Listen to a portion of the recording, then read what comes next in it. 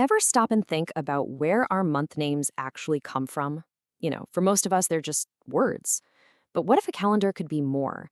What if it could tell a story? A story about the land, the seasons, the whole rhythm of life. Well, that's exactly what we're going to dive into today with the Finnish calendar. So just think about our own calendar for a second. Why is the 10th month called October? Octo means 8, and September? Septem is 7. It's kind of weird, right? It just feels disconnected from reality. But it turns out there's a way to mark time that is so much more intuitive. Okay, so check this out. Here's a direct comparison.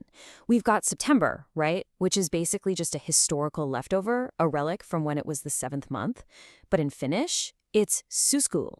Now, syksy means autumn and kuul means moon. So put them together and boom, the autumn moon. It's that simple, that logical, and honestly kind of beautiful. And this one idea, it's the key to unlocking the whole thing. All right, so to really get the rest of this amazing calendar, we just need a couple of keywords. Think of these as the building blocks for how time works, the Finnish way. Okay, first up, and this is the most important one, is kuu. It means moon. And I mean it when I say it's the root of everything. Every single Finnish month ends with this word. Why? Because for them, time isn't just about counting days on a piece of paper. It's about watching the cycles of the moon. And from there, the logic just clicks right into place. If kuu is the moon, guess what the word for month is? Kuukausi. It literally translates to a moon period. It's right there. No hidden meanings, no weird history, just pure, simple observation. And just to complete our basic toolkit, the word for year is vuosi. So we've got moon, month, and year. Kuu, kuukausi, vuosi. We're ready to roll. Okay, and here's the last piece of the puzzle we need, the 4 seasons.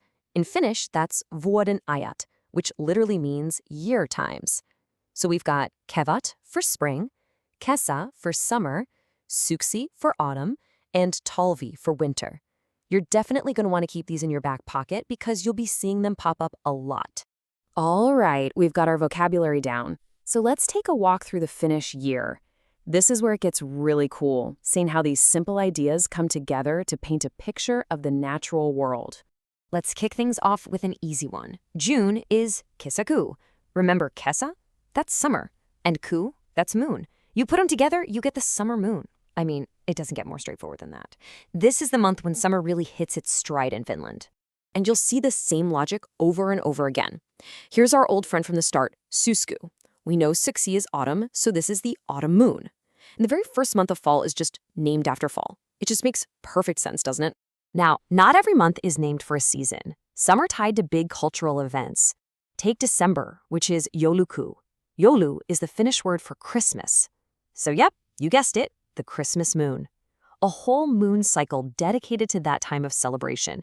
Okay, now we get into something I find really amazing, months that describe what the earth itself is doing. March is maaliskuu. Now, maa means earth or ground. So what's happening in March in a place like Finland? It's the month when the ground, the very earth, finally starts peeking out from under all that snow. You can practically feel the thaw just by saying the name. And that same kind of natural logic keeps going. July is heinäkuu. Heinä means hay. So this is the hay moon. It's the time for harvesting, for making hay while the sun shines, getting ready for the long winter ahead. It's a calendar that's totally in sync with the rhythm of farming and life. And this one? This might be my favorite. It's just so evocative. October is loukukuu, and loka means mud. This is the mud moon. Can you picture it? It just perfectly captures that feeling of late autumn after the pretty leaves are gone and the rains have started and everything is just mud right before the big freeze. It's so honest and so incredibly descriptive. So, okay, these names are poetic and beautiful for sure, but how do people actually use them? Let's take a look at how this all comes to life in everyday language, tying together the seasons, the months, and what people are actually doing. So for example, if you want to say you're doing something in a certain month, you just add a little suffix sa to the end. So heinäkuu, the hay moon, becomes heinäkuussa, meaning in July. The sentence here literally translates to, I would like to go to France in the hay moon. It's practical, but it still sounds so poetic, right? And here you can see a season and a month working together perfectly. Talvi, that's winter, is very cold, especially tammikuussa, or in January. And by the way, Tammiku itself is pretty cool. It's called the oak moon or the core moon because it's the very heart, the solid core of winter. See? This descriptive logic is absolutely everywhere you look. And this whole system isn't just for months. It extends to other ideas about time too. We know vuosi means year, right? Well, the new year is just uusi vuosi. Uusi just means new, so new year. Simple. And what about a leap year? That's karkausvuosi. Karkaus means leaping or running away. So it's literally the leaping year. How cool is that? So what's the big takeaway here? Why does a calendar built out of words like mud and hay and earth even matter?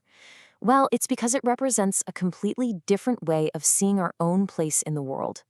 Because at the end of the day, when you learn these names, you're not just memorizing vocab, you're getting a little peek into a worldview where time isn't some abstract thing on a wall, but something real, something that flows right out of the land itself. And that leaves us with a really fascinating question to think about. If you had to rename the months based on your own world, your own environment, what would they be? What's your mud moon? What's your hay moon?